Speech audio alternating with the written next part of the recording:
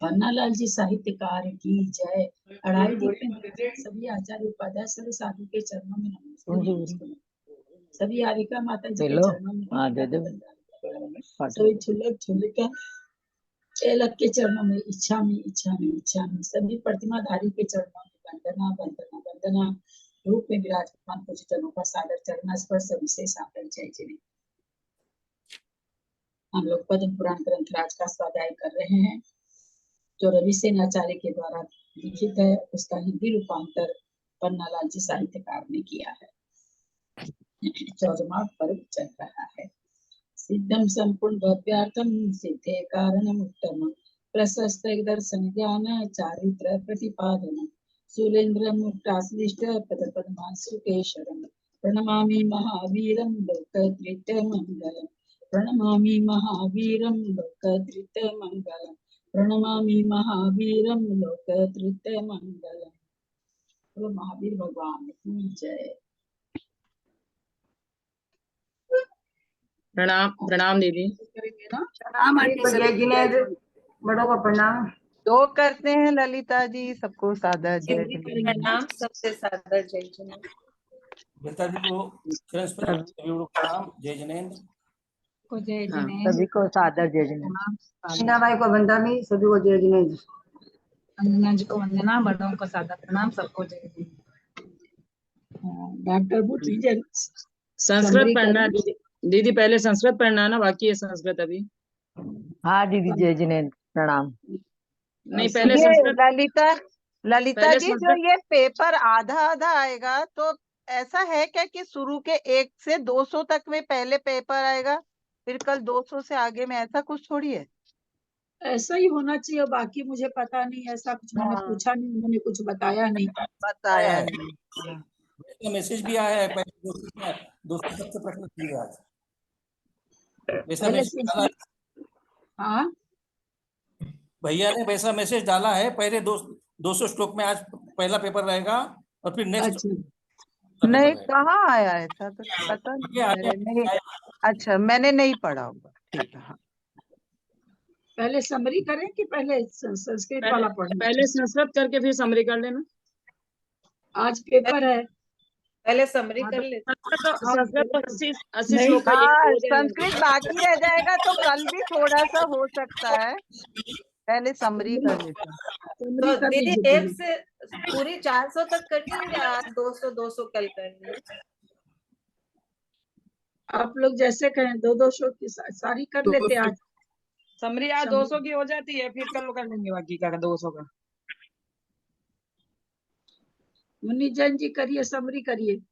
Continuity में करना तो सारी कर लीजिए आज, फिर कल पढ़ाई। ठीक है, 200 तक तो समरी मुन्नी जी करेंगे, 200 से 300 मैं करूंगी, 300 से 400 शर्मिला करेंगी। एक मिनट है। पेज नंबर कितना है बताइए तो। सादर प्रणाम दीदी। पेज नंबर मुन्नी जी, पेज नंबर 14वें स्टार्टिंग से है, चतुर्दश पर्व का पहले से लेके 200 तक है। 14वां पर्व, 14 पेज नंबर है इसका 306। पेज नंबर 306 306 पेज नंबर है। 14वां पर्व है और मैं 1 से 200 तक की समरी कर रही हूँ। सभी को सादर जय जिनेन्द्र।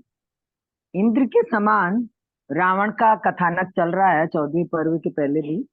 तो इंद्र के समान शोभा वाला जो मनोवांछित कार्यों को करने वाला रावण, मतलब जो भी वो चाहता था वो सब पूरा कर लेता था, ऐसा रावण का प्रताप था। तो वह रावण मेरु पर्वत पर गया और मेरु पर्वत पर जाके जब वापस आ रहा था तो हिमवत पर्वतों का, नदियों का, वृक्षों को देखकर वो बहुत आनंद का अनुभव कर रहा था। अचानक उसने वहां पे कोमल शब्दों की आवाज सुनी, तो उसने अपने मंत्री मारीच को आवाज पूछा कि ये मधुर स्वरों में आवाज कैसी आ रही है। तो मारीच ने कहा शायद सुवर्णगिरी पर्वत पर अनंत बल मुनिराज को केवल ज्ञान प्राप्त हुआ है, उन्हीं के दर्शनों के लिए देवलोग यहाँ जा रहे हैं और उन्हीं का मधुर शब्द हो रहा है। तो रावण भी उनके दर्शनों के लिए जो आकाश में गमन कर रहा था नीचे उतरा और दर्शन करने के पश्चात रावण ने जो सम्यक दृष्टि था रावण, सम्यक दृष्टि रावण ने मुनिराज से प्रश्न किया कि समस्त प्राणी धर्म अधर्म का और मोक्ष का फल का कारण जानना चाहते हैं, तो कृपया आप उसका वर्णन करें। तब मुनिराज ने कहा कि अ, आठों जो अष्ट कर्म है उनकी पट्टी बंधी होने के कारण प्राणी संसार में भ्रमण करता है। किस कारण से भ्रमण कर रहा है संसार में प्राणी, उसका बताया है कि अष्ट कर्म जो है अपने। एक मिनट मुन्नी जी, एक मिनट। सम्यक दर्शन नहीं था उनको, सम्यक नहीं दर्शन की भावना लेके गए थे वो, सम्यक दर्शन की भावना लेके गए थे। मैंने तो उसमें नहीं, यही सम्यक दर्शन पढ़ा की था भावना कि लेके गए थे वो। एक मिनट, आप इसमें देखिए 11वें पढ़िए, 10 के बाद में 11वें तक मार्च पर उनका सम्यक दर्शन की भावना से युक्त, तो वो सम्यक दर्शन की भावना लेके गए थे। बराबर है, आप सही है, सम्यक दर्शन की भावना से युक्त था, भावना थी उनको, सम्यक दर्शन नहीं था। बराबर, मेरा दीदी कौन सा अध्याय पढ़ा रही हैं? चतुर्दश। चतुर्दश का कौन सा? स्टार्टिंग से ही है, अभी करीब मैं अच्छा 10वीं लाइन का मतलब पूरा समरी है ना, तो लाइन वाइज नहीं रहेगा ना, और पूरा वैसे ठीक है, रहेगा। ठीक है, ठीक है दीदी, ठीक है, थैंक यू दीदी। तो सम्यक दर्शन की भावना रखने वाले रावण नीचे उतरा, और दर्शन करने के पश्चात रावण ने मुनिराज से प्रश्न किया कि जो समस्त प्राणी धर्म अधर्म का फल और मोक्ष का कारण जानना चाहते हैं, तो कृपया आप सभी का मार्गदर्शन करें। तब मुनिराज ने कहा कि जो अष्टकर्म की पट्टी बंधी होती है, ये जो अष्टकर्म है, ज्ञानावरणी, दर्शनावरणी, मोहिनी, वेदनी, अंतराय, वो सब, उनके कारण प्राणी संसार में भ्रमण करता है, और कर्मों के जैसे जैसे कम और अधिक परिणाम होते हैं उसके अनुसार वो चतुर्गति में भ्रमण करता है। और जिस प्रकार कुम्हार का चक्र, जब कुम्हार बर्तन बनाता है तो चारों उसका ऐसे गोल चक्र घूमता रहता है, उसी प्रकार प्राणी का भी चक्र घूमता रहता है। मनुष्य कभी किसी पर्याय में, कभी किसी में, कभी किसी में, ऐसे मनुष्य प्राप्त करने के घूमता रहता है। और मनुष्य पर्याय प्राप्त होने पर भी ऐसे करते करते अनेक पर्यायों में जाता है। जब उसको मनुष्य पर्याय प्राप्त होती है तो भी वह अपने कर्मों के वशीभूत होकर अपना हित नहीं समझ सकता है। को मनुष्य पर्याय तो प्राप्त हो जाती है, लेकिन कर्म की जो वे वो है, उसके कारण से वो अपना हित नहीं समझ सकता है, और इंद्रियों के वशीभूत होकर वापस नरक में गिर जाता है। मनुष्य लोभ के वशीभूत होकर, मतलब लोभ को इतना बुरा बताया कि लोभ के वशीभूत होकर परिवारजनों की हत्या कर देता है, अपने माता की, पिता की, भाई बहन जो भी हो, किसी की भी हत्या करने में हिचकता नहीं है, लोभ के वशीभूत होकर। मांस भक्षण करने वाले, परिग्रह रखने वाले, झूठ बोलने वाले, दूसरों का धन हड़पने वाले, ये जो जितने भी हम कुकर्म करते हैं ना, उससे एक बार हम खुश हो जाते हैं, लेकिन वो सब नरक गति का कारण बनते हैं। ऐसा सब करने वाले लोग नरक में जाते हैं। और जो जैसा आचरण करता है नरक में, उसके साथ वैसा ही आचरण, जैसे हम किसी का हनन करते हैं तो नरक में जब जाएंगे तो हमारा भी हनन उसी प्रकार होगा। हम किसी का मांस भक्षण करेंगे तो नरक में जाने पर वहां के जो जीव है वो हमारा मांस भक्षण करेंगे, तो और तलवार से, करोत से आदि से हमको काटेंगे। चोंच, जो नुकीले पक्षी होते हैं, उनकी चोंच से वो हमारे जो शरीर है उसको काटेंगे, छेदेंगे। इसलिए, और जंगली जानवर जो भी शेर, हाथी, चीते सब रहते हैं उधर, वो सब दुख पहुंचाते हैं। मतलब कहने का तात्पर्य है कि नरक में जाने पर हमको भयंकर यातना झेलनी पड़ती है। और जो शब्द आदि के आसक्त होते हैं, जो व्यक्ति शब्द आदि विषयों के, शब्द का मतलब दीदी यहाँ पे वही होगा ना जो पंचेंद्रियों के शब्द होते हैं, वही दीदी।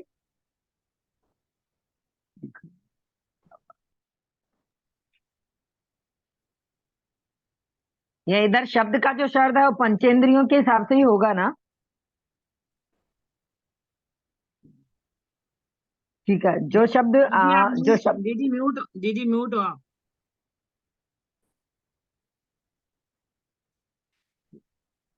जो शब्द आदि के विषयों से आवृत आसक्त होते हैं, वो तिर्यंच गति में भ्रमण करते हुए दुख को प्राप्त होते हैं और संसार में परिभ्रमण करते रहते हैं। और सरल और जो मधुर स्वभाव वाले होते हैं, जो मृदु स्वभाव वाले होते हैं, वो मनुष्य गति में जन्म लेते हैं। इसमें बताया कि जो इंद्रियों के वशीभूत हो जाते हैं वो तिर्यंच गति में जन्म लेते हैं, और जिनका स्वभाव मृदु होता है, सरल स्वभाव वाले होते हैं, वो लोग मनुष्य गति में जन्म लेते हैं। और मनुष्य गति में भी जो मोह के वशीभूत होते हैं, वो क्षणिक सुख के लिए पाप करते हैं, और पूर्व कर्मों के कारण कोई भी कार्य जो पूर्व कर्मों के जो कारण थे, वो कोई आर्य, कोई मलेच्छ, कोई दरिद्र, कोई धनी, ऐसे होते हैं। मतलब जो जैसा कर्म करता है उसके हिसाब से अपनी पर्याय को प्राप्त करता है। तो कोई आर्य बनता है, कोई मलेच्छ बनता है, कोई धनी होता है, कोई निर्धन होता है। इस प्रकार पूर्व कर्मों के वशीभूत होकर करते हैं। मनुष्य गति के भी सुख दुख, मनुष्य गति में भी सुख दुख मिलता है। देखा जाए तो मोक्ष के अलावा कहीं भी सुख नहीं है। हम उसको क्षणिक सुख मानते हैं, लेकिन जो अनंत सुख है वो सिर्फ मोक्ष की प्राप्ति में ही है। जो सैराट संयम संयम के धारक होते हैं, वो काम निर्जरा और जो काम निर्जरा करते हैं, बल तप आदि करते हैं, वो देव गति के देव बनते हैं। और वो स्थिति, कांति, प्रभाव, बुद्धि, अभिमान के कारण कर्म बंध का चतुर्गति के ब्रह्म देव तो बन जाते हैं। लेकिन इन सब कारणों से ये अभिमान होता है, बुद्धि, कांति, प्रभाव, इनके कारण से कर्मों का बंधन करके वो चतुर्गति में भ्रमण करते रहते हैं। जो जीव अशुभ संकल्प से दुख पाता है, और शुभ जिनका अशुभ संकल्प होता है उनको दुख प्राप्त होता है, और जिनके शुभ संकल्प होते हैं वो सुख को प्राप्त करते हैं। और जो अष्ट कर्मों का क्षय कर देते हैं, 8 कर्मों का, उनको मोक्ष प्राप्त होता है। यहाँ पात्र की विशेषता के अनुरूप जीव भोग भूमि में भोगों को प्राप्त करते हैं। जो हिंसा, राग, द्वेष से रहित होते हैं वो उत्तम पात्र होते हैं। उत्तम पात्र किसको बताया, उसकी परिभाषा दी है कि जो राग द्वेष से रहित होते हैं वो उत्तम पात्र होते हैं। और जो सम्यक दर्शधारी हैं वो भी प्रशंसा के पात्र हैं। यहाँ पात्र का अर्थ रक्षा से लिया गया है। जैसे साधु लोग, जो साधु होते हैं वो लोगों की रक्षा करते हैं, तो वो उनको पात्र बताया है। जो सम्यक दर्शन ज्ञान चारित्र्य के धारी होते हैं, वो सम्यक दर्शन से उत्तम, वो संभावी होते हैं, वो साधु होते हैं। जो सम्यक दर्शन ज्ञान और चारित्र्य के धारी और स्वभाव से संभावी होते हैं, वो साधु पात्र होते हैं। और जो महातप, ध्यान, तप आदि में लीन रहते हैं, वो उत्तम पात्र होते हैं। और जो भावपूर्वक साधु को दान देता है, जैसे हम दान देते हैं ना, सबको किसी भी को देख के दान देते हैं, जो भावपूर्वक साधु को दान देता है वह महाफल का दायक है। दान मतलब अन्न दान, औषध दान, किसी साधु को आहार देते हैं, उनकी औषधि के लिए, कुछ परिचर्या के लिए देते हैं, वो सब महाफलदायक होता है। और जो राग द्वेष से युक्त है वो पात्र नहीं है। तो जिनके राग द्वेष परिग्रह रहता है वो सब उत्तम पात्र या उसकी पात्र की गिनती में नहीं आते हैं। जो साधु है, जो ये इनका पालन करते हैं, सम्यक दर्शन, सम्यक ज्ञान चारित्र्य से सहित होते हैं, वो साधु पात्र होते हैं। जिस प्रकार अपन बंजर जमीन में कोई फल बीज बोएंगे तो उसका कोई फल नहीं होगा, उसी प्रकार अगर हम उचित पात्र को दान देंगे तो उसका हमको फल मिलेगा। अगर पात्र उचित नहीं है, उत्तम पात्र नहीं है, तो उसका कितना भी हम उसको दान दें, उसका हमको फल नहीं मिलेगा।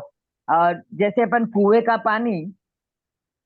पानी तो एक ही है ना, लेकिन उसको गन्ने के पेड़ में डालेंगे तो मिठास मिलेगी, और उसको अगर हम नीम के पेड़ में डालेंगे तो कड़वा। उसी प्रकार हम उत्तम पात्र को दान देंगे तो उसका फल हमें अच्छा मिलेगा और सुखदायी होगा, और उत्तम पात्र को दान नहीं देंगे तो उसका फल हमें फलदायी नहीं होगा।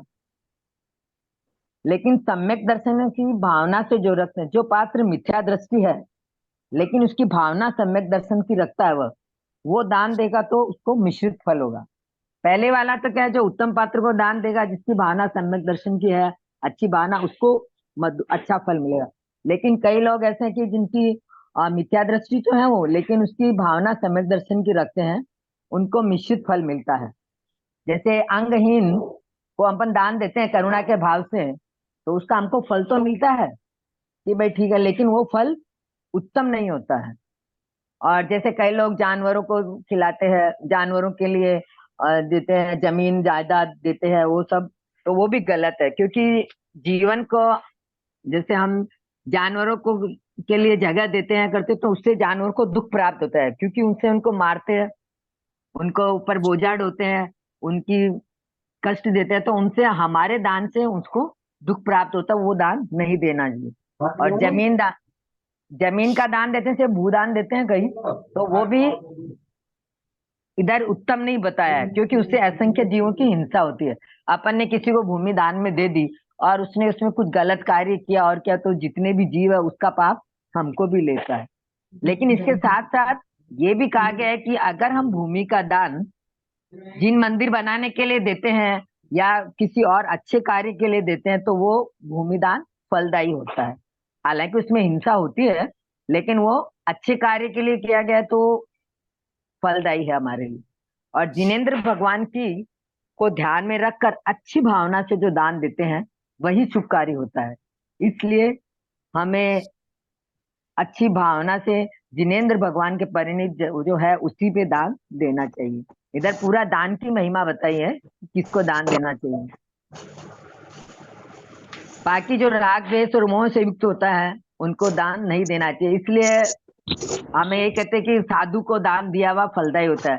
हम किसी को भी कर देते हैं, वो नहीं करना चाहिए। जैसे कई लोग भिखारी को दान देते हैं तो बोलते हैं कि इससे पुण्य होता है, वो पुण्य का फल नहीं मिलता उससे।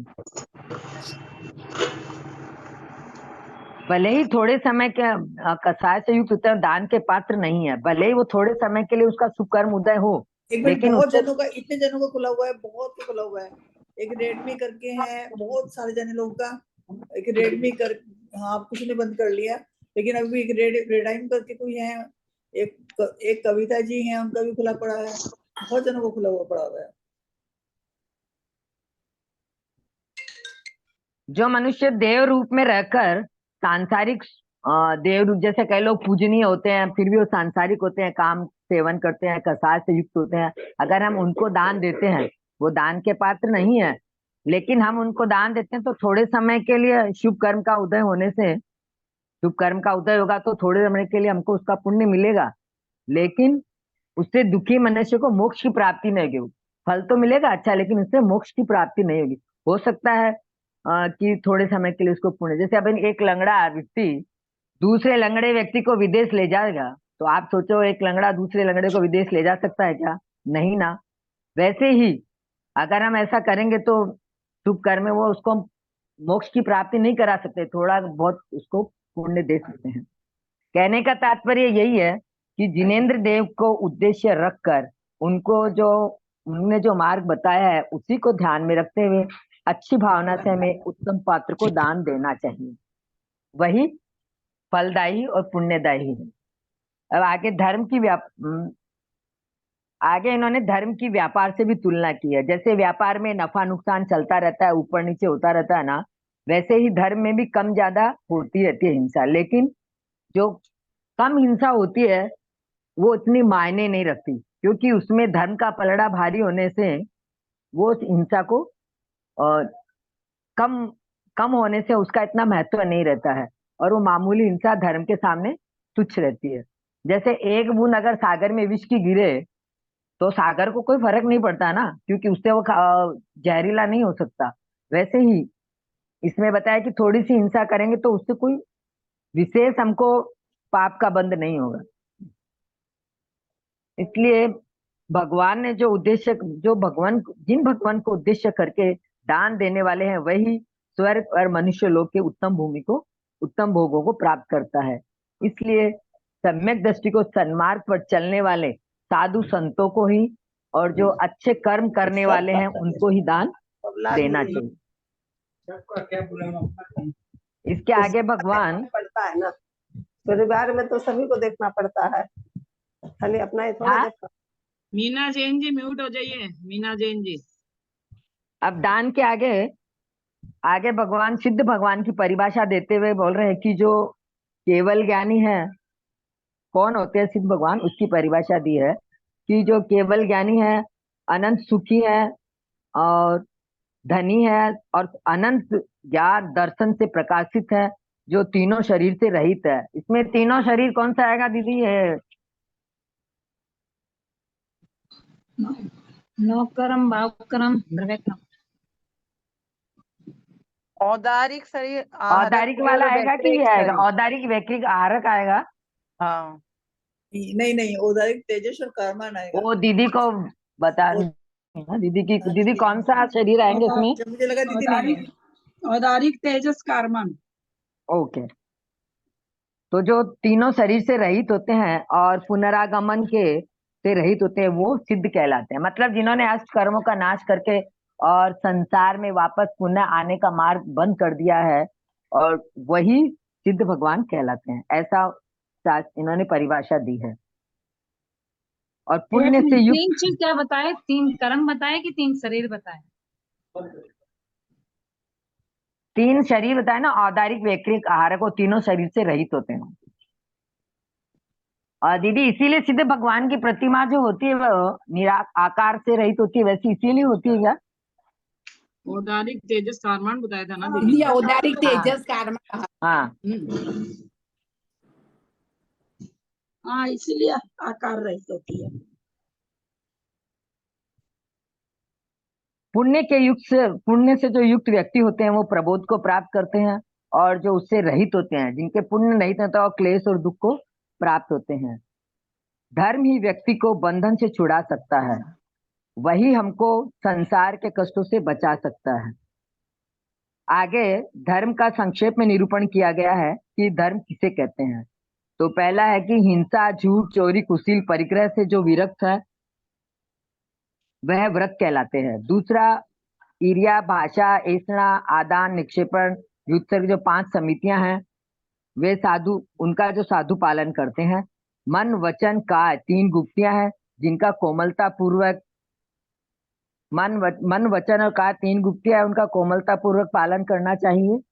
और 4 कसाएं जो महाशत्रु है, क्रोध, मान, माया, लोभ, इनके कारण संसार में परिभ्रमण होता है, जिनका क्षमा, मृदुता, सरलता, संतोष, मतलब एक के साथ एक बताया, जैसे क्रोध, मान, माया, लोभ, वैसे क्षमा, मृदुता, सरलता और संतोष से इनका निग्रह करना चाहिए। मतलब इनका निग्रह करना चाहिए, मतलब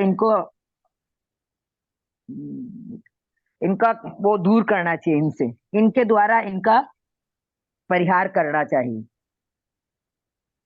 ये सब धर्म है। और त्याग को इससे भी बड़ा बताया गया है, त्याग की जो है महिमा इससे भी बड़ी बताई कि वो विशेष रूप से जोड़ा गया है। 5 इंद्रियों को वश में करना, जो अपनी 5 इंद्रियां स्पर्शन, रसना, घ्राण, चक्षु, इन सब का जो विषय है उनको अपने वश में करना भी धर्म है। और जो 6 अंतरंग तप है उनकी और जो 6 बाह्य और 6 अंतरंग 12 तप है, उनको 6 अंतरंग तपों को जो 6 बाह्य तप है उनकी रक्षा करते हैं। और उनसे धर्म से इतनी शक्ति आ जाती है कि जो दृष्टि कम से कम लोग, इतनी शक्ति आ जाती है कि उनमें दिव्य दृष्टि की वो और तीनों लोकों का भी नाश कर सकते हैं। जो इतना जो धर्म का प्रभाव है, धर्म के द्वारा व्यक्ति सब कुछ संभव है। सर्वगुण संपन्न, सुंदर, मनमोहक, आभूषणों से रहित, सुसज्जित अप्सराएं स्वर्ग में प्राप्त होती है। ये सब किससे होती है? धर्म करने से, धर्म के पुण्य प्रताप से होती है। इसलिए तीनों लोकों में धर्म को सर्वोपरि बताया गया है। और रत्न त्रय के द्वारा जो मोक्ष को प्राप्त करते हैं वो धर्म का विशुद्ध फल है। धर्म का यह फल तो है, लेकिन जो विशुद्ध पूरा निचोड़ जो है वो ये कि हमें रत्न त्रय के द्वारा मोक्ष का जो प्राप्त होता है वही धर्म का मूल निचोड़ है। मनुष्य गति में यह संभव है, और ये जो है वो मनुष्य गति में ही संभव है। इसलिए चारों गतियों में व्यक्ति मनुष्य गति है उसको सर्वश्रेष्ठ बताया गया है। और ये हमारा सौभाग्य हम लोगों का भी, हम मनुष्य गति में जन्म लिया है अपन ने। और ये अलग है कि हमने चाहे स्त्री पर्याय है, लेकिन मनुष्य गति में तो जन्म लिया, वही हमारे लिए बहुत सौभाग्य है। और वो भी हजारों उत्सर्पणी काल, अनंत अनंत जो काल है उनको भ्रमण करने के बाद हमें यह मनुष्य जन्म प्राप्त हुआ है। और उसमें भी अगर हम धर्म नहीं करेंगे, जो हमने ये मनुष्य पुण्य कार्य नहीं करेंगे, धर्म नहीं करेंगे, तो हमारा दुर्भाग्य है और हम दुर्गतियों में जन्म लेंगे, वापस नरक में जाएंगे। पुनः मनुष्य भव पाना बहुत मुश्किल है। जैसे समुद्र में अगर रत्न खो गया तो उसको ढूंढ पाना मुश्किल है, वैसे ही अगर हमने इस जन्म में मनुष्य पर्याय में अगर धर्म या पुण्य कर्म नहीं किए तो पता नहीं अगले कितने भव तक हम वापस पुनः प्राप्त कर पाएंगे या नहीं। इसलिए धर्म करके उत्तम फल को प्राप्त करना चाहिए, उन्होंने धर्म के बारे में बताया है। तो ये सब सुना तो भानुकर्ण बहुत प्रसन्न हुआ और उन्होंने कहा कि भगवान आपने ये दान की, धर्म की और ये जो परिभाषाएं बताई वो ठीक है, लेकिन इनके भेद प्रभेद करके डिटेल में थोड़ा धर्म की व्याख्या करेंगे तो सभी को फल वो सुनने को मिलेगा। तो मुनि कहते हैं कि महाव्रत और अनुव्रत की दृष्टि से धर्म दो प्रकार का बताया है। धर्म कितने प्रकार का? दो प्रकार का, महाव्रत और अनुव्रत। जो महाव्रत है वो मुनियों के होता है और जो अनुव्रत है वो श्रावकों के होता है। तो मुनीश्वरनाथ नाथ भगवान के, हाँ, मुनीश्वरनाथ नाथ भगवान के काल में कितने ही लोगों ने, महापुरुषों ने मनुष्य पर्याय को धारण किया और उस पर्याय को एरंड का जो वृक्ष होता है ना, उसके समान तुच्छ जानकर परिग्रह का त्याग किया और मुनि बन गए। और उन्होंने पंच महारुतों का पालन किया, 5 समिति 3 गुप्ती को धारण किया। जिसके परिग्रह नहीं होता है और जो अहिंसा, सत्य, अचौर्य, ब्रह्मचर्य का वही पालन कर सकते हैं। जिनके परिग्रह है वो उसका पालन नहीं कर सकते।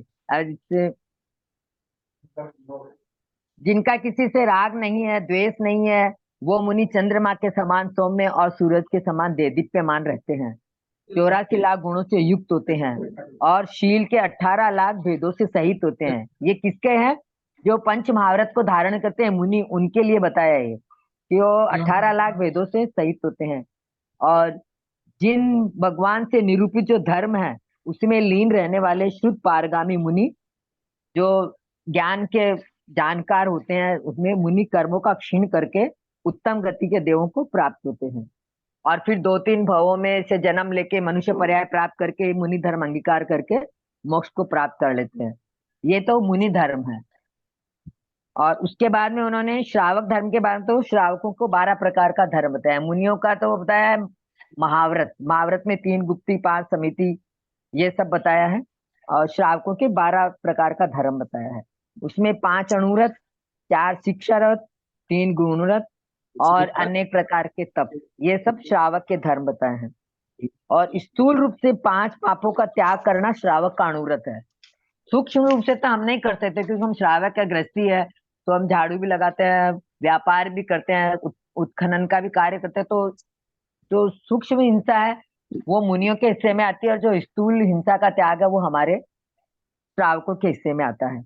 वो त्याग श्रावक के अणुव्रत है। इसका निरूपण इस भावना से भी दिए गया है कि जीवो और जीने दो। मतलब इसका यह कि दया भाव होना बहुत जरूरी है।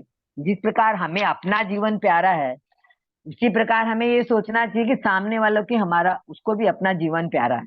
अभी कोई हमको तलवार से मारेगा तो हमको कितना दुख होगा, तो वही भावना, दया भाव हमें रखना चाहिए कि सामने वाले को अगर हम तलवार से मारेंगे तो उसको कितना दुख होगा।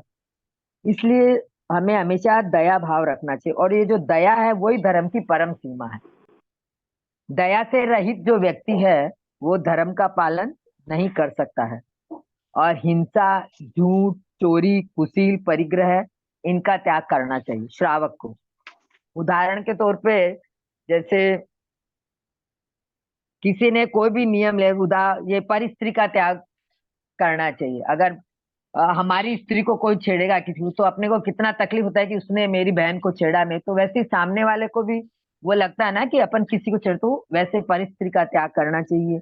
नियम बिना, जैसे एक कहा, इसमें कथा आई है वो कि एक वो व्यक्ति जा रहा था, उसको सड़क पे तो पोटली मिली, तो उसमें से उसको नियम था कि मेरे को तो 1 दिनार का ही परिग्रह रखूंगा।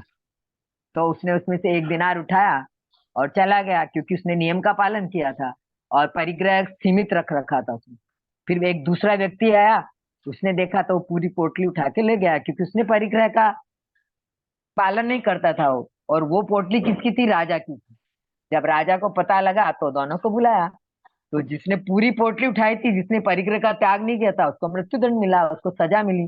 और जिसने एक उठाया था उसने राजा को बोला मेरा तो इतना ही परिग्रह था, उसने राजा को सौंप दिया, तो राजा ने उसको छोड़ दिया। तो ये परिग्रह का फल है। तो हमें परिग्रह का त्याग करेंगे तभी हम धर्म का पालन कर पाएंगे। उसके बाद में बताया अनर्थ दंडवत। अनर्थ दंडव्रत दिशा विदिशाओं के आवागमन की सीमा, परिणाम, भोग उपभोग का परिणाम, परिमाण, ये 3 गुणव्रत है। कि सीमा, जैसे हम नियम ले लेते हैं कि भाई हम आज इस दिशा में इतने योजन तक जाएंगे या इतने किलोमीटर तक जाएंगे, इससे आगे नहीं जाएंगे, ये दिशा विदिशा में आवागमन का परिणाम है। और अनर्थ और दूसरा भोग उपभोग, ये 3 गुण। सामायिक, पुरुषोदोपास, अतिथि संविभाग, संलेखना, ये 4 शिक्षा होता है।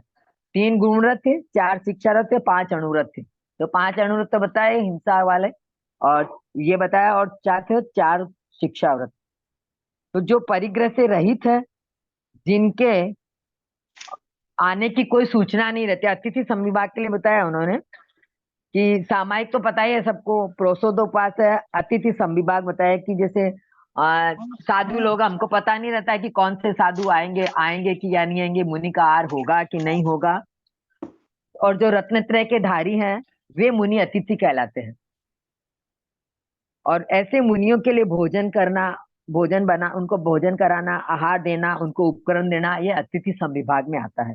तो सामायिक, प्रोसोदोपास, अतिथि संविभाग और अंत में संलेखना।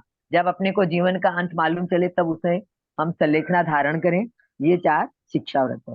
तो इन सब में दान का, धर्म का और साधु का, श्रावक का और मुनि का, इन सब का बताया कि क्या क्या है, दान का क्या महत्व है, किसको दान देना चाहिए, और श्रावक का क्या है, और जो मुनि साधु है उनका क्या धर्म है, और धर्म की परिभाषा क्या है।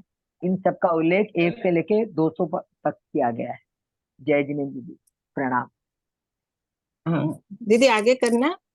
हाँ 200 तक क्या आएगा, आगे तक आएगा मंजू? हाँ नहीं, आगे का मंजू दीदी करेंगे ना? आगे भी हाँ। कर दी। नहीं पेपर 200 तक आएगा, आगे से आएगा। हाँ 202 200 तक तक ही है। आएगा। अब संस्कृत कर लेना, संस्कृत फिर 200 तक ही रहने दे, ये तो एक संस्कृत कर लें, संस्कृत एक पूरा चीज कर लें। पूछनी है,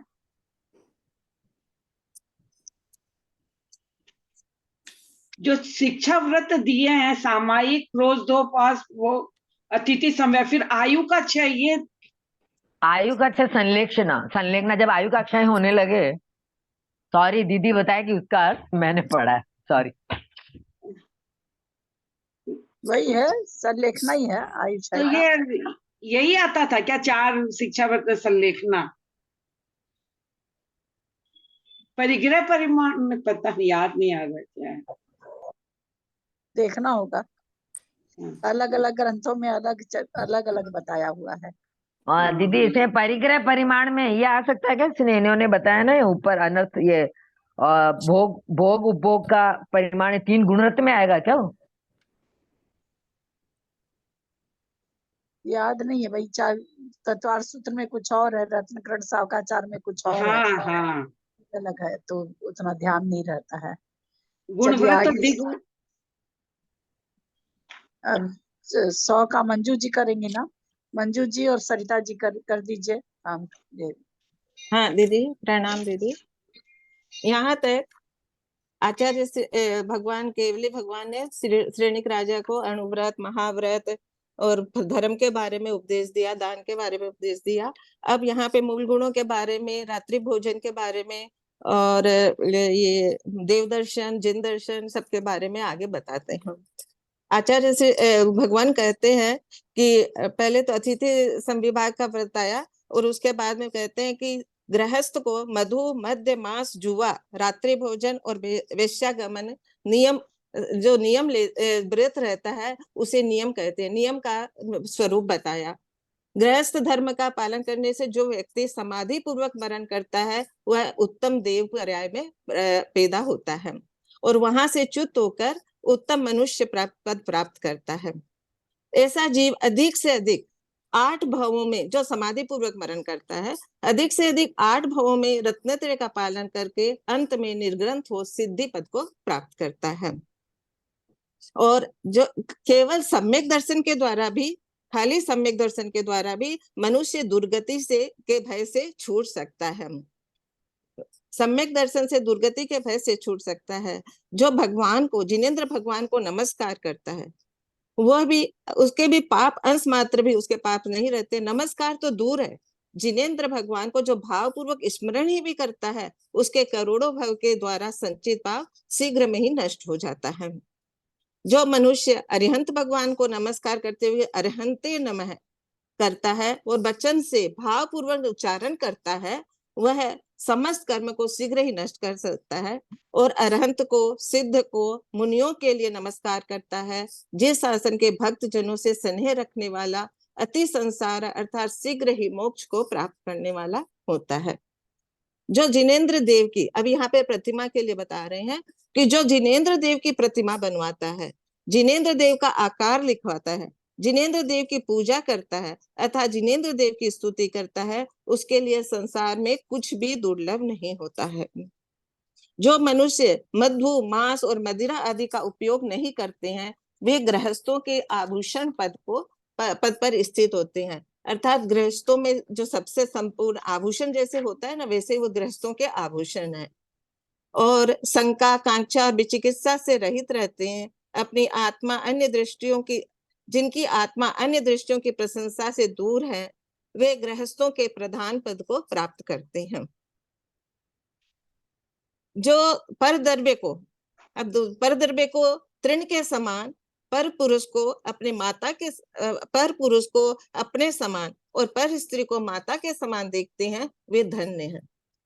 मैं दीक्षा लेके पृथ्वी पर कब विहार करूंगा और कब कर्मों का नष्ट कर सिद्धालय में पहुंचूंगा। इस तरह के निर्मल परिणाम वाले व्यक्ति, जो मनुष्य दिन भर इसी तरह के विचार करता है, वह कर्म से कर्म उसके पास कभी नहीं आते। जो हमेशा इस तरह की भावना रखता है कि मैं दीक्षा लेके पृथ्वी पर कब विहार करूंगा, कर्मों को नष्ट करके सिद्धालय में पहुंचूंगा, उससे कर्म भी भयभीत हो जाते हैं, अर्थात कर्म उसके पास नहीं होता है। लेकिन इन सब से विपरीत जो इस तरह के भाव करते हैं, वो मनुष्य कम से ज्यादा 7-8 भावों में मोक्ष को प्राप्त कर लेते हैं और उत्तम हृदय को धारण करते हैं। और नहीं तो 2-3 भावों में जो और भी मनुष्य हैं जो तीक्ष्ण तप करते हैं, यहाँ पे तप के महिमा का वर्णन करते हैं, जो तप करते हैं वो 2-3 भावों में ही मुक्त हो जाते हैं। जो भावना भाते हैं वो 7-8 भाव में हो जाते हैं, जो तप करते हैं वो 2-3 भाव में, और मध्यम भव्य प्राणी शीघ्र ही महान आनंद मोक्ष को प्राप्त करते हैं।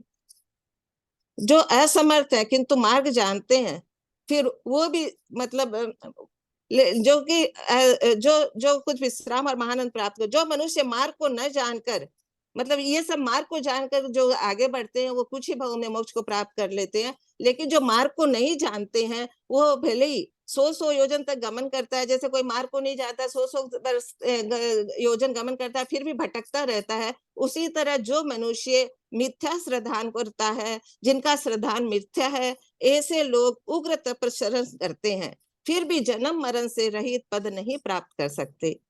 जो मोक्ष मार्ग द्वारा रत्नत्र से भ्रष्ट हैं, ऐसे मोह रूपी अंधकार से आजादित और कसाय रूपी सर्पों से व्याप्त संसार रूपी अटवी में भटकते रहते हैं, जिनका न शील है न सम्यक्त्व है, जहाँ कुतीर्थ का उपदेश देने वाले कुगुरु, पहले तो हमें जिनेंद्र भगवान के बारे में वर्णन करके बताया था कि उनको करने से मोक्ष प्राप्ति होती है। अब मिथ्यात्व में जाने वाले कुगुरु का नमस्कार करने से, उनकी भक्ति करने से क्या होता है वो बता रहे हैं। जहाँ कुतीर्थ का उपदेश देने वाले कुगुरु भी जन्म जरा मृत्यु के आवर्तों से, चक्करों से संसार में भयंकर चक्कर काटते रहते हैं। जब यदि वो गुरु ही भयंकर चक्कर काटते रहते हैं तो उनके भक्त की क्या कहता। जिस प्रकार पानी में पड़ी शिला को शिला ही तारने में समर्थ नहीं है, वैसे ही ये गुरु जो है वो अपने भक्तों को क्या तारेंगे। जो अब यहाँ पे तप के द्वारा, जो यहाँ तप की महिमा का वर्णन कर रहे हैं। अब आगे, जो तप के द्वारा जलाकर हल्के हो गए हैं, ऐसे तत्वज्ञ मनुष्य ही अपने उपदेश से दूसरों को तारने में समर्थ होते हैं। शरीर, अब यहाँ पे आगे उन्होंने मतलब संसार सागर को, जो संसार को एक सागर के रूप में देखा है, संसार सागर में मनुष्य क्षेत्र को रत्न द्वीप बताया है और नियम जो लेते हैं उसको रत्न बताया है। तो नियम रूपी रत्न को ग्रहण करना चाहिए, निरंतर 12 भावनाओं का चिंतन करना चाहिए। यहाँ पे 12 भावनाओं का वर्णन बहुत सुंदर किया है कि शरीर अनित्य है, कोई, और दूसरी शरण भावना, कोई किसी का शरण नहीं है।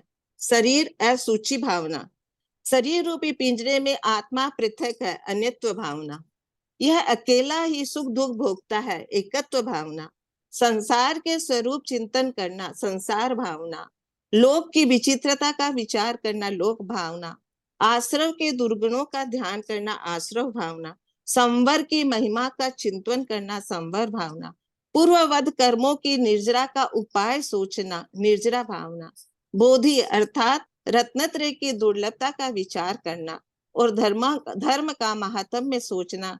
जिनेंद्र भगवान ने ये 12 भावना बताई है, इन्हें हमें हमेशा हृदय में धारण करना चाहिए।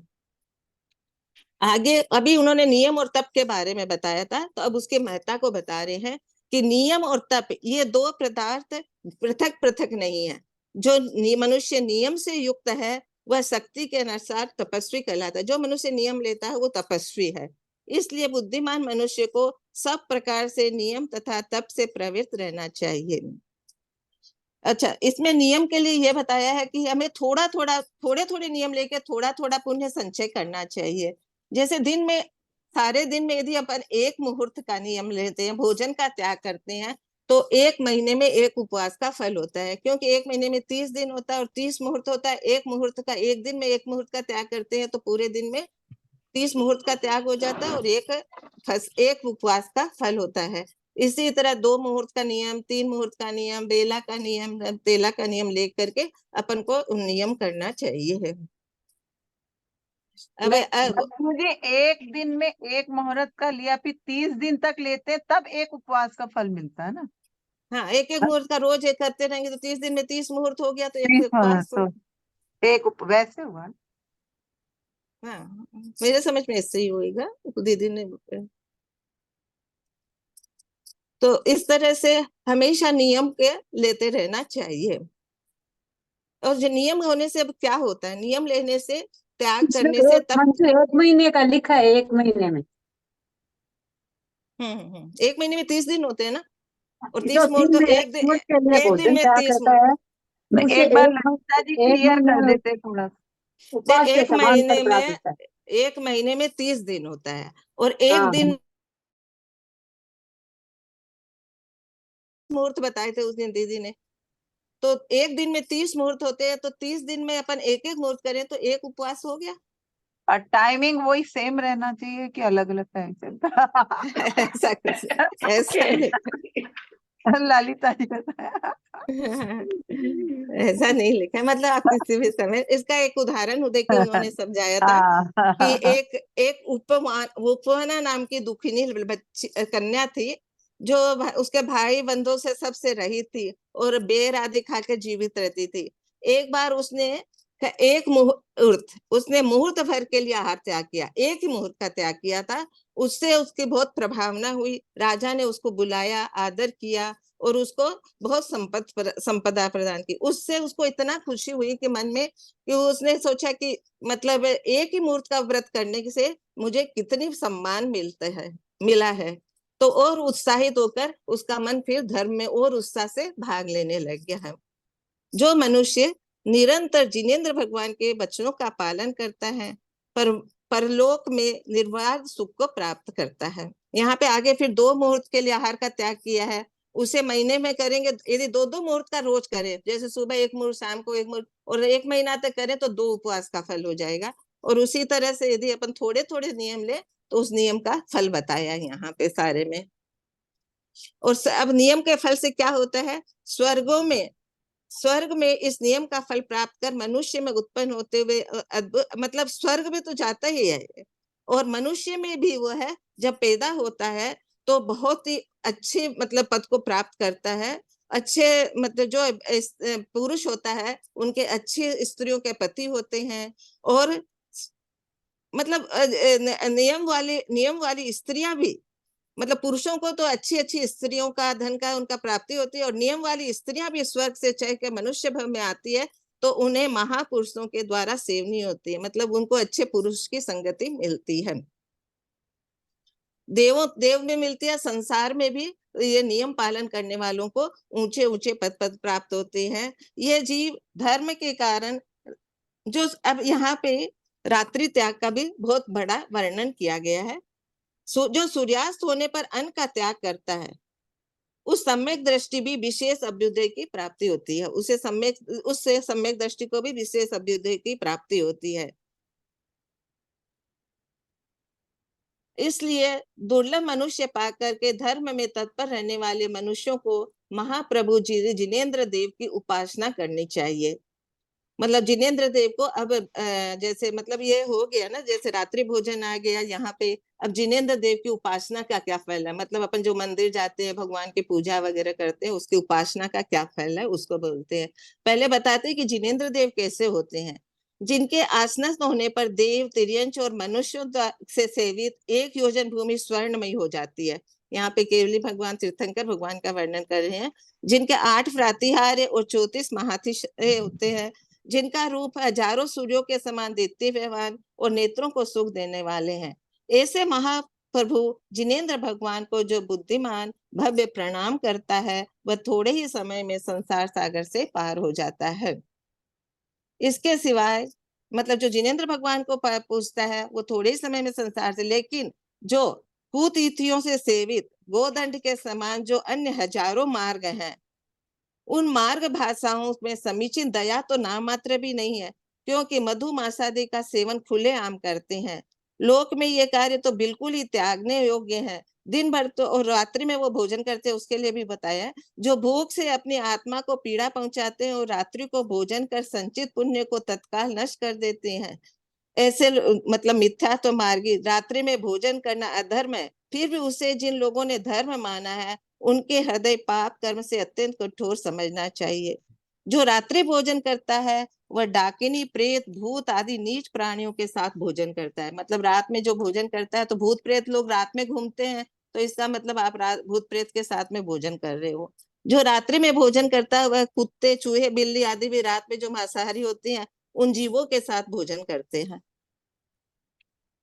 इस तरह रात्रि में भोजन करने वाला सब प्रकार के अपवित्र पदार्थों को खाता है। उन्हें विद्वानों ने मनुष्यता से बंधे हुए पशु कहा है। मतलब जो रात्रि को भोजन करता है वो पशु है। जो पापी मनुष्य दया रहित होकर अब जिनेंद्र भगवान की जो निंदा करता है उसके बारे में बता रहे हैं। जो पापी मनुष्य दया रहित होकर जिनेंद्र भगवान की निंदा करते हैं वो अन्य शरीर में जाकर दुर्गंधित मुख वाला होता है। अर्थात जो मुख से ना अपन निंदा करते हैं, निंदा कैसे करते हैं, मुख से करते हैं, इसलिए दुर्गंधित मुख वाले बनते हैं। अर्थात पर्व भाव में उसके मुख से दुर्गंध आती है। और जो मनुष्य रात्रि में भोजन करता है वह पर भाव में अल्पायु, निर्धन, रोगी और सुख रहित अर्थात दुखी रहता है। रात्रि भोजन करने वाला मिथ्यादृष्टि पुरुष सूकर, भेड़िया, बिलाव, हंस और कौवा आदि योनियों में दीर्घ काल तक उत्पन्न होता रहता है। रात्रि भोजन जो दुर्बुद्धि रात्रि भोजन करता है वह हजारों उत्सर्पिणी अवसर्पिणी काल तक कुयोनियों में दुख उठाता रहता है। अब वो जो व्यक्ति रात्रि भोजन नहीं करता है उसके बारे में बताते हैं कि उसको क्या पुण्य की प्राप्ति होती है। रत्नत्रय के धारक तथा अणुव्रतों का पालन करने वाला तत्पर भव्य जीव सूर्योदय होने पर निर्दोष आहार ग्रहण करते हैं।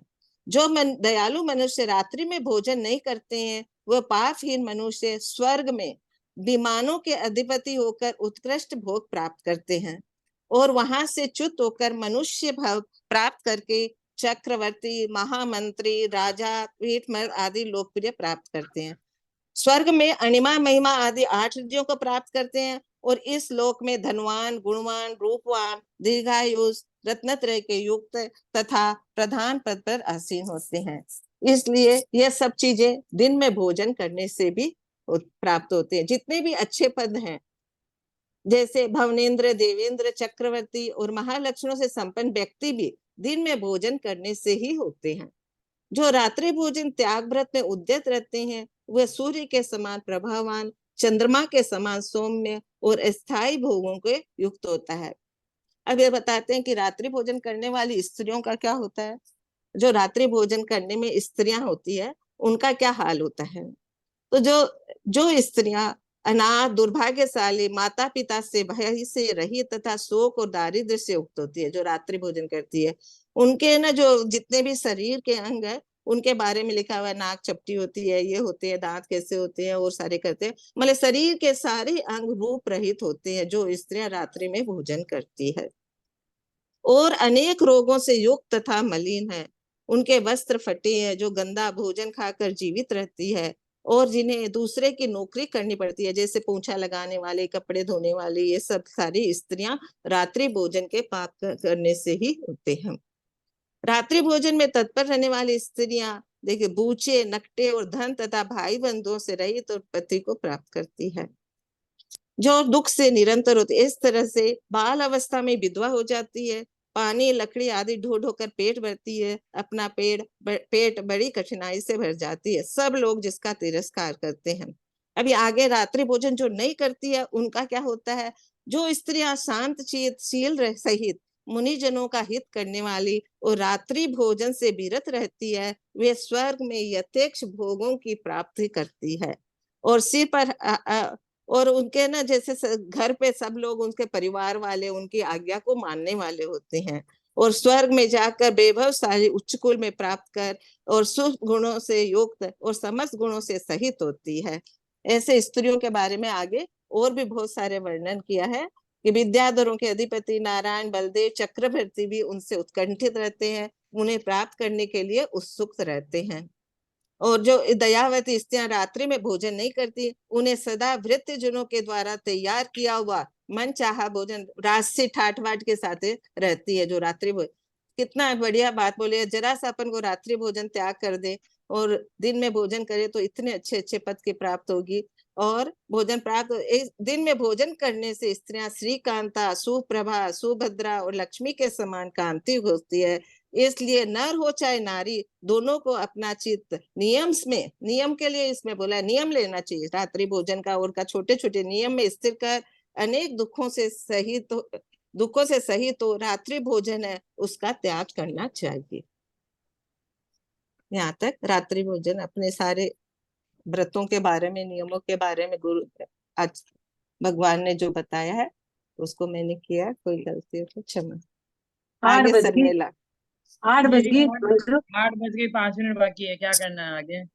करना है क्या? पेपर आ जाएगा 8:05 पे। हाँ, 8:05 में पेपर ही आ जाएगा। आज तो कितना 300 तक ही आएगा ना टोटल, कितना तो पूरा थोड़ी ना करना है। तो 2 पेपर करेंगे तो 200 की आना चाहिए।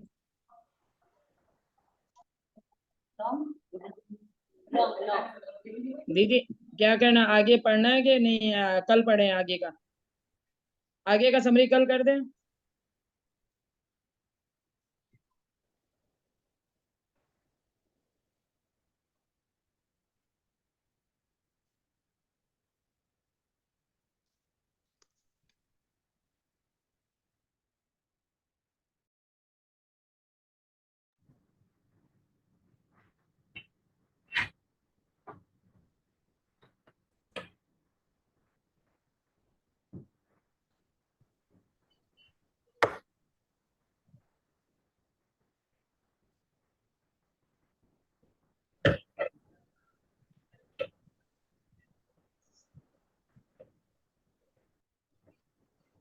दीदी नहीं है क्या?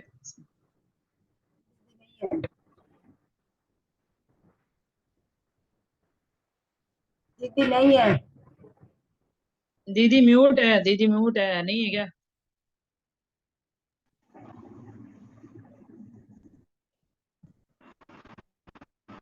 कर अभी करने से टाइम लग जाएगा, पेपर आ जाएगा 2 मिनट 5 मिनट बाद में। मंजू जी क्या करना है?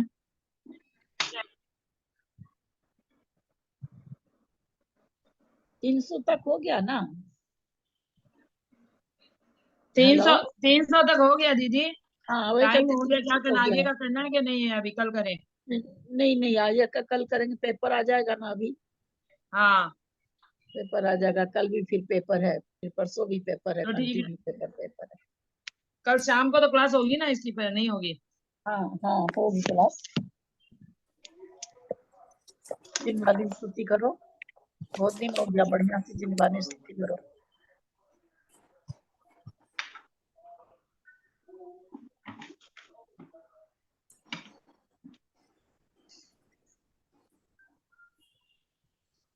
कर रही हो शर्मिला? क्या करना, समरी करना है क्या? कभी थोड़ी करना है। नहीं नहीं, समरी नहीं, जिनवानी स्तुति। अच्छा ठीक, 1 मिनट करती। और कोई कर रहे हैं क्या?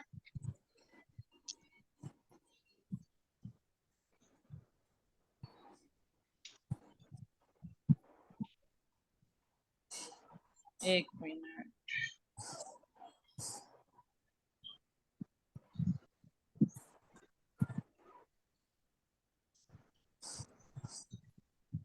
बोले जा संगिनवाणी माता की जय। जय। जब एक रतन अनमोल है तो रत्ना कर फिर कैसा होगा। जिसकी चर्चा ही है सुंदर वो कितना सुंदर होगा, वो कितना सुंदर होगा। इसके दीवाने हैं ज्ञानी, हर धुन में वही सवार है। बस एक लक्ष्य अरु एक प्रश्न हर श्वास उसी के लिए रहे।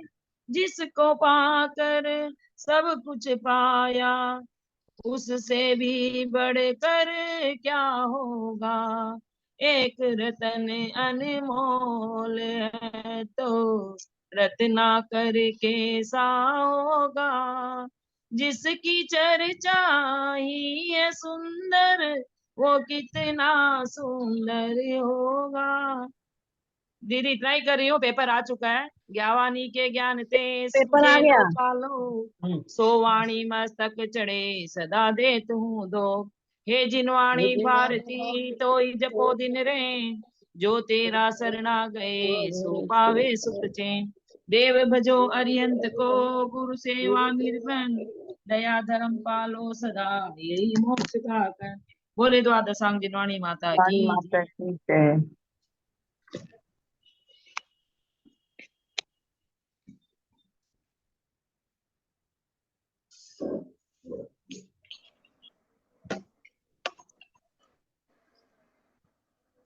ललिता भाभी को प्रणाम प्रणाम। भाभी को प्रणाम, बाकी सभी सभी को बड़ों जय को जिनेंद्र। सादर सहर्ष, सभी को सादर जय जिनेंद्र। जय जिनेंद्र। ललिता प्रणाम भाभी को जय ललिता जिनेंद्र। जी को दो करते हैं, सबको बड़ा सादर जय जिनेंद्र। अंजना जी को वंदना। ललिता जी को बड़ों ढोक से सबको ढोक सभी से जय जिनेंद्र। जिनेंद्र, सभी बड़ों से बड़ों सादर को चरण प्रणाम, सभी स्पर्श से देना, नेताजी हम भाई साहब सीमाधारी से को सादर वंदना। प्रणाम, सभी बड़ों को प्रणाम, सभी को जय जिनेंद्र। अंजना जी से सादर वंदना सादर। आ गया है। प्रतिमाधारी को वंदना, बड़ों का सादर जय, चरण स्पर्श सभी से सादर जय जिनेंद्र। सबको आज के लिए भी बेस्ट ऑफ लक, कल के लिए भी। थैंक यू दीदी, प्रणाम दीदी। बढ़िया से दीजिएगा। इसका पिछली परीक्षा आंटी का बारिश परिणाम बहुत बड़ी जोर से आ रही है, बिजली खड़क रही दीदी है। इस बार मदद कर सकते हैं? 13वां पर्व में मेरा 85 में से 80 आया, पहली बार नंबर पूरा में से पूरा आया, 60 में से 60। काफी लोग, कई लोगों को आया। कल वाला तो बात ही नहीं करे ना, अभी हम बात ही नहीं हो पाई ना। कल तो हाँ रविवार था, बात ही नहीं हो पाई उसकी तो। हाँ, बहुत परसों वाला लोगों को मेरा आया, 60 में से 60 आया था, पूरा नंबर आया था। बहुत लोगों का आया 60 में 60। भाई बहुत 34 अच्छा। को है, 34 को है शायद, 60 में से 60। हाँ हाँ, बहुत अच्छा लोगों का आया, चलिए बहुत अच्छा। पेपर, हाँ पेपर आ गया पर तो एकदम है। चलिए ऑफ करते हैं, करिए पेपर, करिए। बेस्ट जय ऑफ पेपर लक। तो जिनेंद्र। सरल आएगा।